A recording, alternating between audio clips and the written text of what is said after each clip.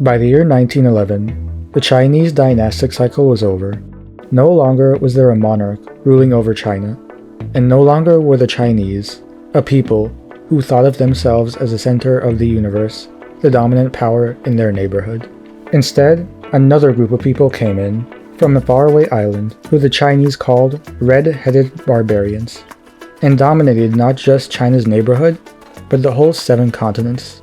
These people were not alone though, for all throughout China's northern border, an empire nearly the size of the Mongol Empire, which had conquered China almost 700 years prior, governed the steppes of Central Asia and the tundras of Siberia, flanking the Middle Kingdom completely. In Iran and Afghanistan, these 2 empires tried to extend their power, project their language and customs, usually at the expense of the local population, which would backfire later on. Despite being enemies in Asia, a new development on the home continent would cause these foreign rivals to become allies. In 1871, Otto von Bismarck's German troops entered Paris and made French Emperor Napoleon III raise the white flag to the Germans. Since the entry into Paris, there was a third power between the 2 foreign rivals and France. A third power that, although late to the scene, had the manpower, resources, and military to single-handedly scare the centuries-old enemies into entering a military alliance.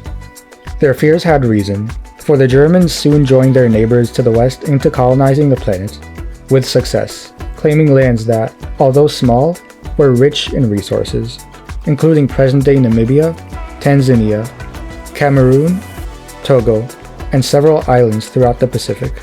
The growth of Germany created dread for the Russians especially, whose population base bordered the German powerhouse and its Austrian friends.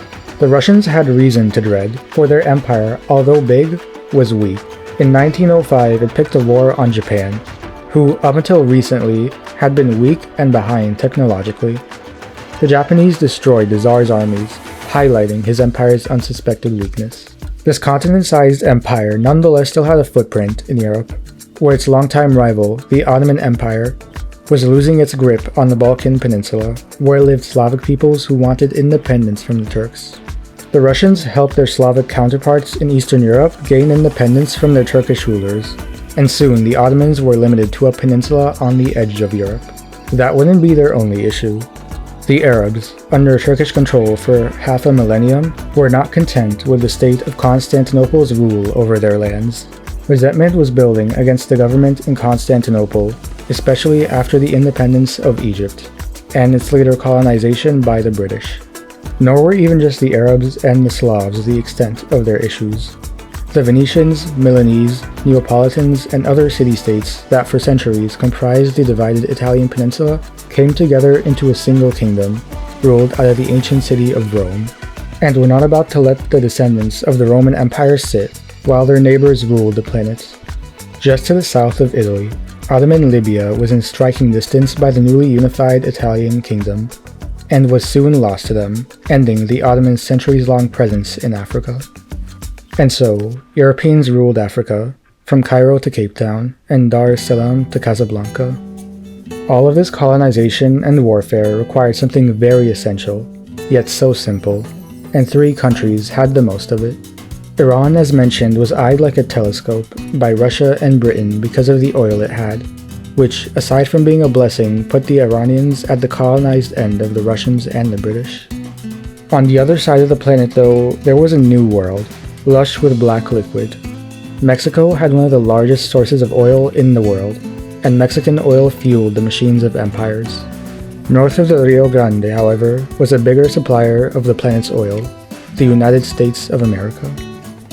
Unlike Iran and Mexico, the United States wasn't just where these places got their oil from. If you haven't noticed so far, Europe, Asia, and Africa were not the most stable places on Earth. Where there was empire, there was competition, and where there was competition, there was war, instability, and a million things that could make money disappear or become stolen. Surrounded on both sides by the world's 2 largest oceans, the United States was not at direct risk of the things that happened in the Old World, and so the empires placed their money in America, where it would be safer for their global battle. The United States had the land and resources to, at the same time, manufacture for those empires what they needed to war with one another, whether it be oil, guns, or whatever else the Europeans needed, all of which would later make this country stronger than any empire before it.